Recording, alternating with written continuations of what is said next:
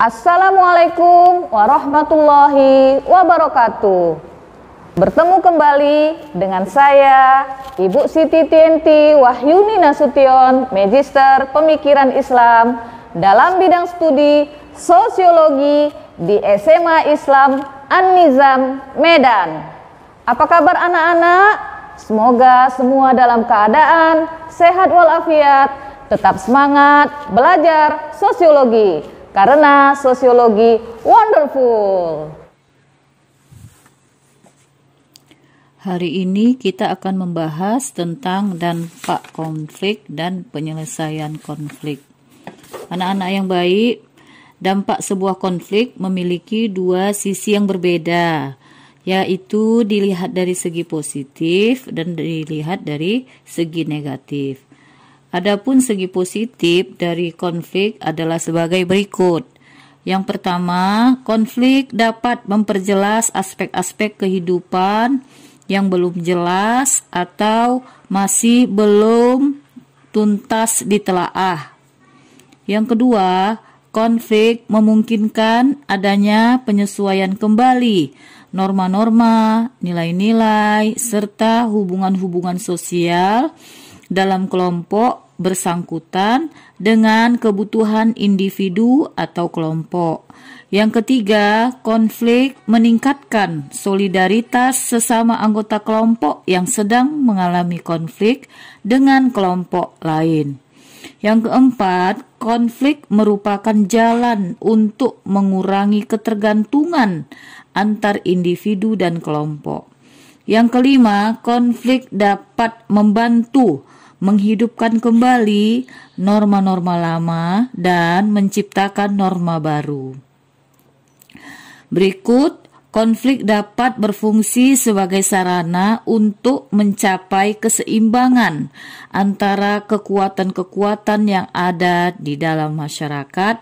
Dan yang terakhir, konflik dapat memunculkan sebuah kompromi baru apabila pihak yang berkonflik berada dalam kekuatan yang seimbang.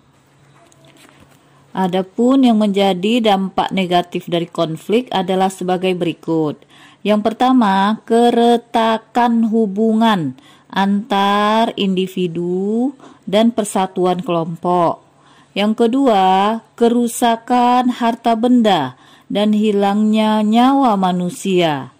Yang ketiga, berubahnya kepribadian para individu. Dan yang keempat, munculnya dominasi kelompok pemenang atas kelompok yang lain atau kelompok yang kalah. Nah, kita bahas sekarang tentang penyelesaian konflik. Secara sosiologis, proses sosial dapat berbentuk proses sosial yang bersifat menggabungkan atau asosiatif proses, dan proses yang menceraikan atau disosiatif proses. Proses sosial yang bersifat asosiatif diarahkan pada terwujudnya nilai-nilai seperti keadilan sosial, cinta kasih, kerukunan, solidaritas. Nah, sebaliknya anak-anak, proses sosial yang bersifat disosiatif mengarah pada terciptanya nilai-nilai negatif atau asosial seperti kebencian, permusuhan, egoisme, kesombongan, pertentangan, perpecahan, dan sebagainya. Jadi, proses sosial asosiatif dapat dikatakan proses positif. Dan proses sosial yang disosiatif disebut proses negatif. Nah, sehubungan dengan hal ini, maka proses sosial yang asosiatif dapat digunakan sebagai usaha menyelesaikan konflik. Adapun bentuk penyelesaian konflik yang lazim dipakai yaitu konsiliasi, mediasi, arbitrasi, koersi atau paksaan, serta detense. Urutan ini berdasarkan kebiasaan orang mencari penyelesaian suatu masalah, yakni cara yang tidak formal lebih dahulu, kemudian cara yang formal. Jika cara pertama tidak membawa hasil, ayo kita bahas satu persatu. Yang pertama, konsiliasi. Konsiliasi berasal dari kata Latin conciliatio atau perdamaian, yaitu suatu cara untuk mempertemukan pihak-pihak yang berselisih guna mencapai persetujuan bersama untuk berdamai. Dalam prosesnya, pihak-pihak yang berkepentingan dapat meminta bantuan pihak ketiga. Namun, dalam hal ini pihak ketiga tidak bertugas secara menyeluruh dan tuntas. Ia hanya memberikan pertimbangan-pertimbangan yang dianggapnya baik kepada kedua pihak yang berselisih untuk menghentikan sengketa mereka atau sengketanya. Contoh yang lazim terjadi misalnya perdamaian antara serikat buruh dan majikan.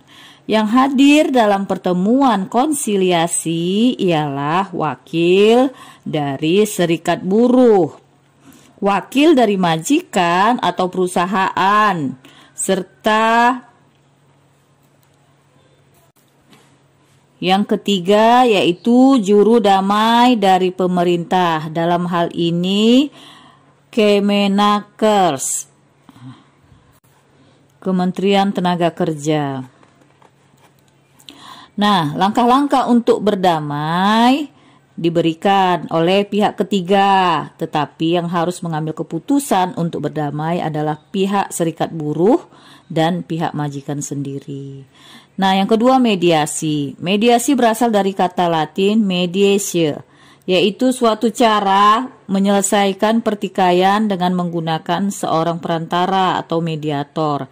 Dalam hal ini, fungsi seorang mediator hampir sama dengan seorang konsiliator. Seorang mediator juga tidak mempunyai wewenang untuk memberikan keputusan yang mengikat. Keputusannya hanya bersifat konsultatif. Pihak-pihak yang bersengketa sendirilah yang harus mengambil keputusan untuk menghentikan perselisihan. Berikut arbitrasi. Arbitrasi berasal dari kata Latin arbitrium, artinya melalui pengadilan dengan seorang hakim atau arbiter sebagai pengambil keputusan. Arbitrasi berbeda dengan konsiliasi dan mediasi. Seorang arbiter memberi keputusan yang mengikat kedua pihak yang bersengketa. Artinya, keputusan seorang hakim harus ditaati. Apabila salah satu pihak tidak menerima keputusan itu, ia dapat naik banding kepada pengadilan yang lebih tinggi sampai instansi pengadilan nasional yang tertinggi. Sementara itu, dalam persengketaan antara dua negara, maka yang ditunjuk sebagai negara ketiga atau arbiter adalah PBB. Untuk masalah yang bersifat biasa, orang-orang yang bersengketa tidak selalu perlu mencari keputusan secara formal melalui pengadilan. Pihak-pihak yang bersengketa bisa mencari seseorang atau suatu instansi swasta sebagai arbiter. Cara yang tidak formal itu sering diambil dalam perlombaan dan pertandingan. Dalam hal ini yang bertindak sebagai arbiter adalah wasit. Berikut koersi. Koersi ialah suatu cara menyelesaikan pertikaian dengan menggunakan paksaan fisik atau psikologis. Bila paksaan psikologis tidak berhasil, dipakailah paksaan fisik. Pihak yang biasa menggunakan paksaan adalah pihak yang kuat, pihak yang merasa yakin menang, bahkan sanggup menghancurkan pihak musuh. Pihak inilah yang menentukan syarat-syarat untuk menyerah dan berdamai yang harus diterima pihak yang lemah. Contoh Perang Dunia Kedua, Amerika memaksa Jepang untuk menghentikan perang dan menerima syarat-syarat damai. Yang berikut détente berasal dari kata Prancis yang berarti mengendorkan.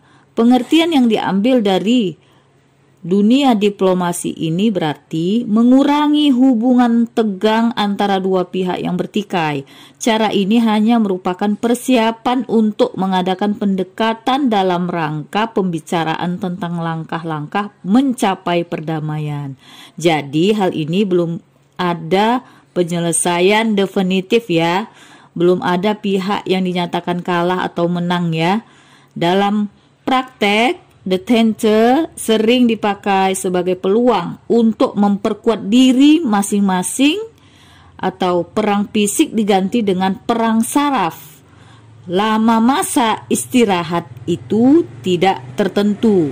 Jika masing-masing pihak merasa diri lebih kuat, biasanya mereka tidak melangkah ke meja perundingan, melainkan ke medan perang lagi. Yang berikut, gencatan senjata. Apa itu gencatan senjata? Gencatan senjata adalah penangguhan permusuhan untuk jangka waktu tertentu guna melakukan suatu pekerjaan tertentu yang tidak boleh diganggu. Misal, untuk melakukan perawatan bagi yang luka-luka, mengubur yang tewas, atau mengadakan perundingan perdamaian, merayakan hari suci keagamaan, dan lain-lain. Yang terakhir, stalemate. Ya, stalemate yaitu keadaan ketika kedua belah pihak yang bertentangan memiliki kekuatan yang seimbang lalu berhenti pada suatu titik, tidak saling menyerang. Keadaan ini terjadi karena kedua belah pihak tidak mungkin lagi untuk maju atau mundur. Contoh ada adu senjata antara Amerika Serikat dan Uni Soviet pada Perang Dingin yang lalu. Nah, selain cara-cara di atas, ada pula cara-cara lain untuk memecahkan konflik. Yaitu satu, adjudication atau adjudikasi. Yang kedua, elimination. Yang ketiga, subjugation atau domination. Yang keempat, majority rule. Yang kelima, minority consent. Yang keenam, kompromi. Dan yang berikut, integrasi. Nanti silahkan kamu cari sendiri ya apa maksud yang barusan disebut tadi.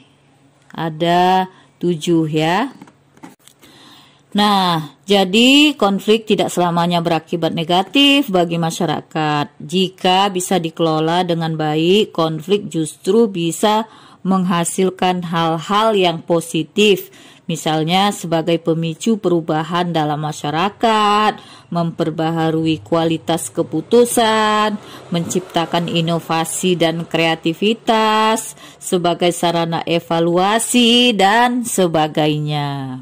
Namun, tidak menutup kemungkinan bahwa jika konflik tidak dikelola dengan baik dan benar, akan menimbulkan dampak negatif, terutama konflik yang bersifat kekerasan. Semoga bermanfaat apa yang kita bicarakan pada hari ini ya.